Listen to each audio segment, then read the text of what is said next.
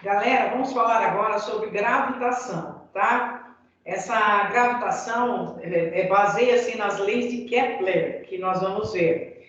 Tudo começou com Ptolomeu defendendo o geocentrismo.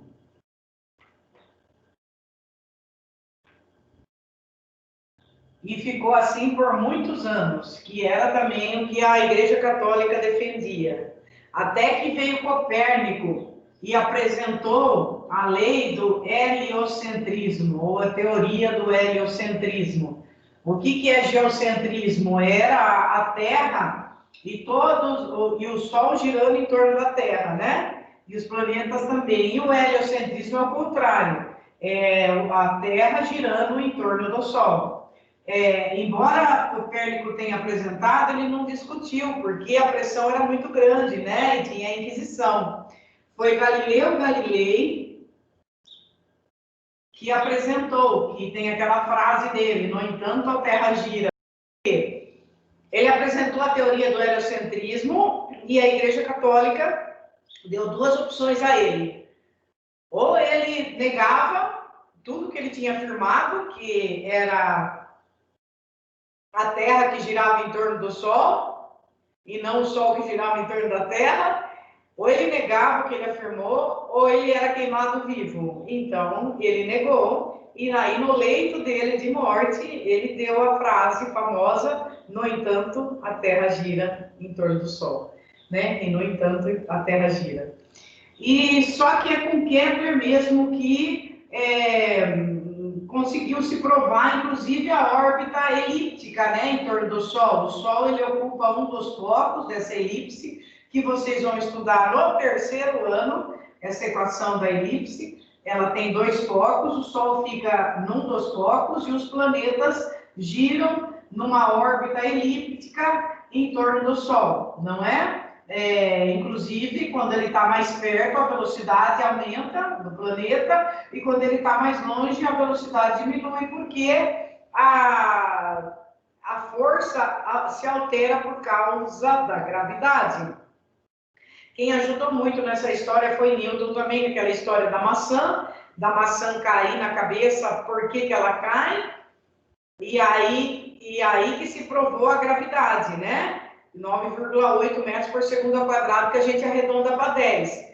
Graças a Deus, para ficar mais fácil as contas. E ele ajudou também nessa lei da gravitação universal, porque tem a reação e a ação inclusa nisso daí também. Por exemplo, a Terra atrai a maçã e a maçã cai, mas a maçã também atrai a Terra. E por que a maçã não consegue puxar a Terra como a Terra puxa a maçã? Pela diferença de massa delas, né? A maçã puxa a Terra também por causa da ação e reação, só que não com a mesma força que a Terra puxa a maçã. A mesma coisa é a Lua, girando em torno da Terra. A Terra puxa a Lua e a Lua puxa a Terra, só que não com a mesma força, porque a massa da Lua é menor. Só que a Lua consegue grandes influências na Terra. A maré, quando sobe o mar, né, que tem a maré alta, a maré baixa, é tudo em virtude da gravidade da Lua e da Terra. Então, a Lua, que tem massa, ela puxa a Terra, e quando ela puxa, ela interfere por exemplo, nas marés, né? Muito bem. E aí, com a ajuda de Newton, veio a lei da gravitação universal, que provou que o produto das massas dividida pela distância ao quadrado é a força de atração entre os corpos. Para conseguir uma fórmula, tem que sempre colocar uma constante. Essa constante é a constante da lei de gravitação universal, ela tem um valor. Então, essa constante multiplicado pelas massas dos planetas que estão envolvidos, ou do planeta e do Sol, e dividido pela distância ao quadrado entre eles, é a força de atração entre eles, tá? É a lei da gravitação universal. Muito bem. Vamos por partes. Vamos à lei de Kepler. Eu vou tirar foto para vocês, né? Que vocês estão sem apostila agora. dessa teoria que eu fiz um resuminho aqui para vocês. É o Ptolomeu, o Copérnico, que apresentou a lei do heliocentrismo, depois o Galileu Galilei, que defendeu essa lei e precisou ficar quieto para não ser queimado, só no leito de morte que ele falou, no entanto a Terra gira. E daí vem Kepler, que fechou, e tem as 3 leis de Kepler que nós vamos ver daqui a pouquinho. Beleza?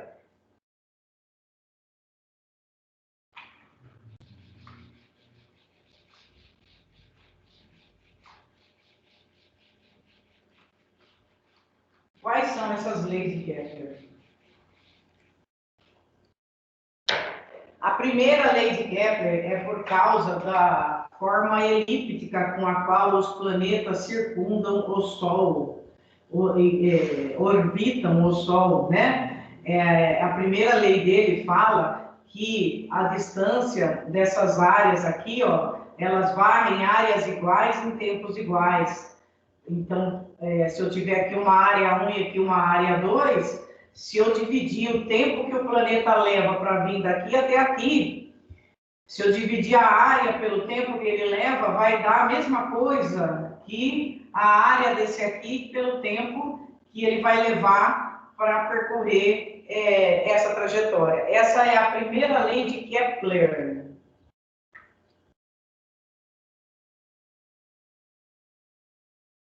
A segunda lei de Kepler já fala sobre a distância entre o planeta e, por exemplo, tem um planeta Terra girando em torno do Sol. Nós sabemos que ele leva 1 ano para girar em torno do Sol. E tem um outro planeta que se descobre, quer saber quanto tempo ele gira em torno do Sol. Então tem também uma relação que ele fez, o Kepler, que chama Lei da Harmonia, que ela relaciona o tempo de revolução pela distância. Então, seria o t ao quadrado sobre r ao cubo igual ao t ao quadrado sobre r ao cubo do outro, tá? Então, essa é a segunda lei dele, que é o tempo ao quadrado que um planeta leva para girar em torno do Sol, por exemplo, dividido pela distância dele ao cubo, é proporcional ao tempo que um outro planeta levará para girar em torno do Sol e dividido pela distância dele, né? Isso aqui seria o raio, né, de distância. E aí tem uma tabelinha aqui que eles até dão os valores, que eu vou tirar foto para vocês olharem também, que o planeta Netuno, por exemplo, leva 165 anos para dar uma volta completa em torno do Sol, Urano, 83 anos, Saturno, 29 anos, Júpiter, 11 anos, Marte, 1,8 anos, a Terra, 1 ano, Vênus, 0,6 anos e Mercúrio, 0,2 anos, né? 3 meses, então, né? Aproximadamente. Essas são as leis de Kepler, então, tá legal? Faltou falar de uma lei que é as órbitas dos planetas que são elípticas, né? Que eu não falei. A primeira lei é que as órbitas dos planetas são elípticas em torno do Sol. Depois, essa aqui seria a segunda, que ela a área pelo tempo são proporcionais. E depois, a terceira lei, que é a lei da harmonia, que dá a relação entre o tempo e a distância, tá? Eu vou fazer uns 4, 5 exercícios com vocês para a gente fixar tudo isso que foi falado e vou pedir exercício para vocês fazerem, beleza? Ok, let's go now.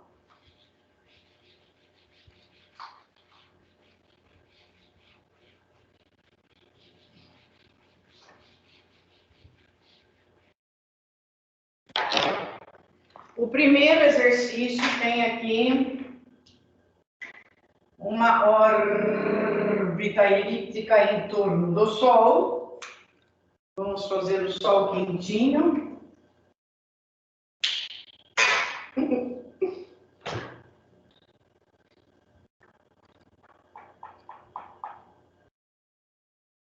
Aí tem um planeta ali sossegado,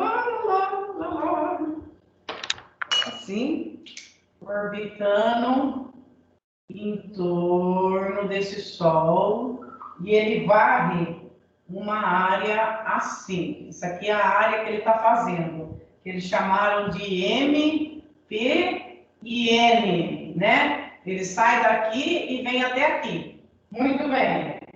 Na figura, a área escura, que é o que está aqui em verde, é igual a 1/4 da área total da elipse da órbita da Terra. Então, por exemplo, se eu chamar isso aqui de área 1, essa área 1 aqui, ela é 1/4 da área total, né?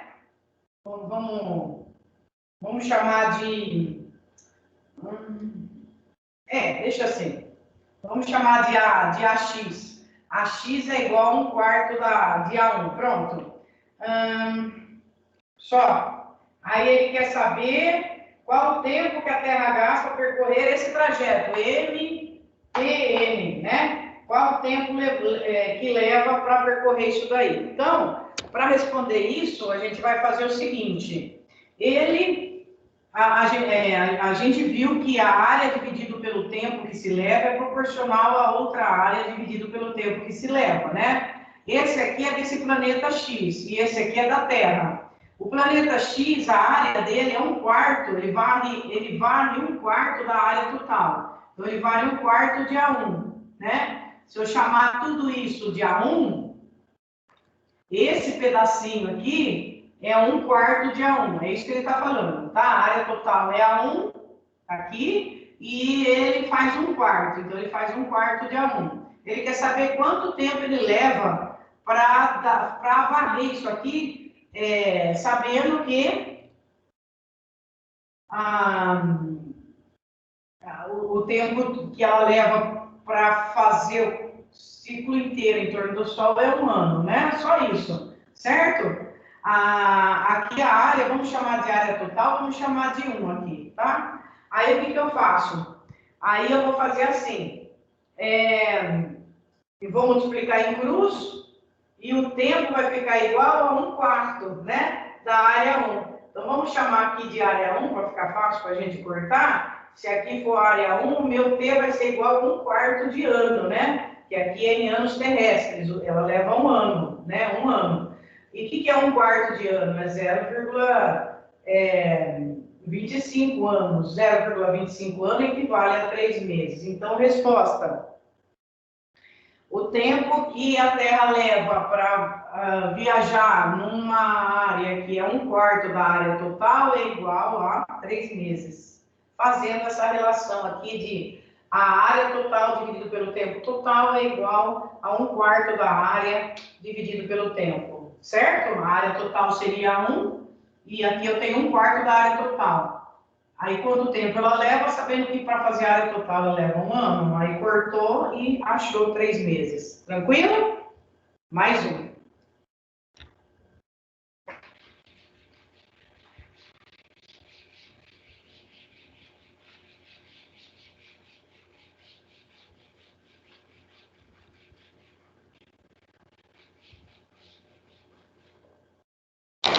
O outro ele vai falar... seria a terceira lei de Kepler, que é a lei da harmonia, que é aquele que falou que o tempo de revolução ao quadrado, dividido pela distância de um planeta ao outro, que é medido do centro do raio de um planeta até o centro do raio do outro planeta, por isso que aqui fica R, é igual ao tempo de revolução de um outro planeta dividido pela distância desse outro planeta em relação, por exemplo, ao Sol. O cubo é lá em cima, né, minha filha? Aí o exercício é assim, ó. O famoso astrônomo Rumpelstiltskin descobriu um novo planeta, cuja distância média em relação ao Sol é 4 vezes a distância que a Terra se encontra do Sol. Então, calcule em anos terrestres o período de translação desse novo planeta. Então, ele está falando o quê? Ele quer saber o tempo que esse planeta leva para girar em torno do Sol, esse novo planeta que foi descoberto. Sabendo que a distância dele em relação ao Sol é 4 vezes maior que a distância da Terra. Então, eu vou pôr o 4 aqui. Agora, aqui é a Terra. São os dados da Terra. Se vocês olharem a tabela, que depois eu tiro foto para vocês, O tempo que a Terra leva para girar em torno do Sol é 1 ano, né?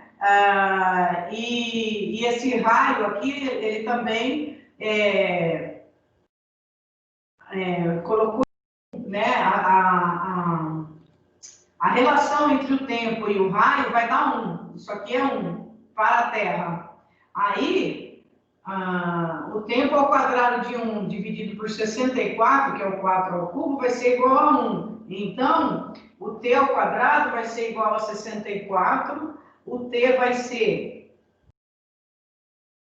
a raiz quadrada de 64, o t vai ser 8. Então, resposta, o planeta leva 8 anos. Parece meio esquisito, mas depois acostuma com essa nomenclatura. Ó, que é o tempo de revolução que um planeta leva para girar em torno do Sol. Aqui é a distância que ele tem em relação ao Sol. Falou que ela é 4 vezes a distância da Terra. Se a gente considerar a distância da Terra uma unidade, a distância desse planeta até o Sol vai ser 4 vezes uma unidade, que dá 4.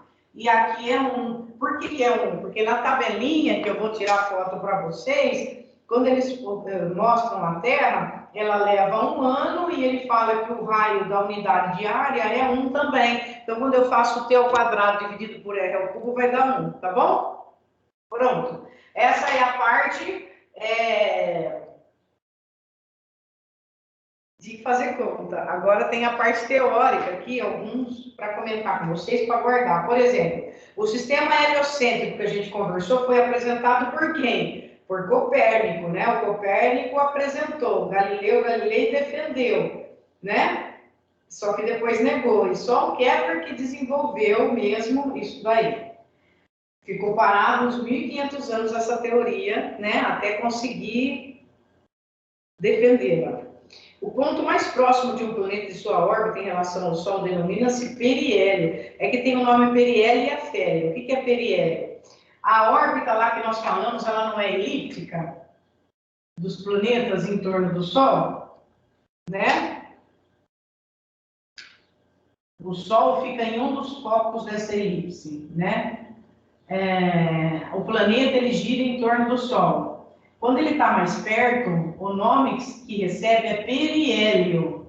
E quando ele está longe, o nome que se recebe é afélio. Afélio é a maior distância que tem quando a Terra está em relação ao Sol, né? E o periélio é o mais perto, né? Que aí tem a ver com as estações nossas do ano, né? E tem a ver com equinócio e solstício. De acordo com uma das leis de Kepler, cada planeta completa áreas iguais em tempos iguais em torno do Sol, que foi o que a gente viu, né? É a área de um planeta dividido, que ele varre, dividido pelo tempo que ele varre, é igual à área total dividido pelo tempo total, por exemplo. Como as órbitas são elípticas e o Sol ocupa um dos focos da elipse, conclui-se que, quando um planeta está mais próximo do Sol, sua velocidade aumenta. Quando um planeta está mais distante do Sol, sua velocidade aumenta. Quando a velocidade de um planeta não depende da posição. Quando ele está mais próximo do Sol, aumenta. Tem a gravidade, né? Tem a lei da atração. O planeta vai puxar o Sol com uma força para ele. E o Sol puxa um planeta. Aqui a força é maior, porque a distância é menor, né? A distância, vocês vão ver quando a gente for trabalhar com essa fórmula, ela é inversamente proporcional à força. Quanto maior a distância, menor a força entre as massas, tá? Então, aqui a distância é menor. Quanto menor a distância, maior a força. Então, a força de interação gravitacional é grande. Isso significa que ele vai girar uma velocidade maior. Agora, aqui, ele está longe do Sol, o planeta, né? Está bem longe do Sol, aqui. Aí a velocidade dele, ele é menor, porque o Sol não está exercendo uma força gravitacional igual quando exerce aqui no periélio.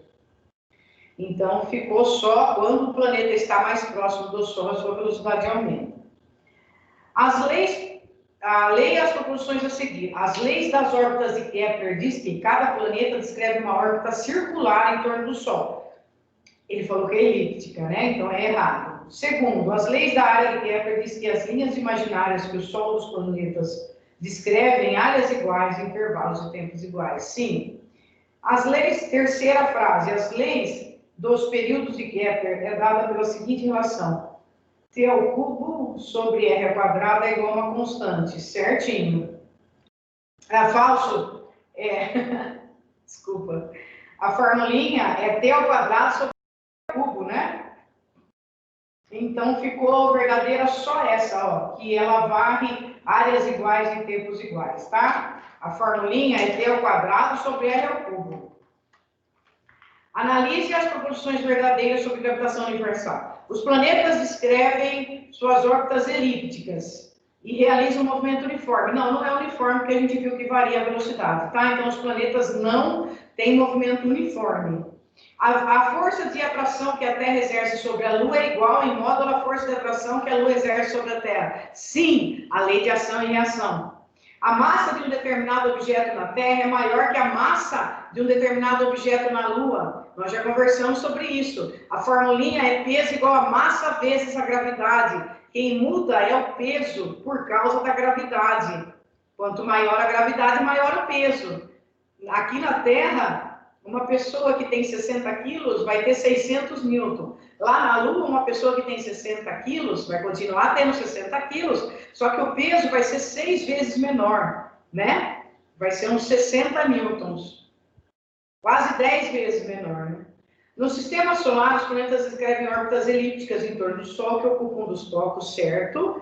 E as áreas varridas pelos raios vetores dos planetas são proporcionais ao tempo, certo? Então, nós temos duas fórmulas. S1 sobre T1 igual a S2 sobre T2, falando que a área é proporcional ao período.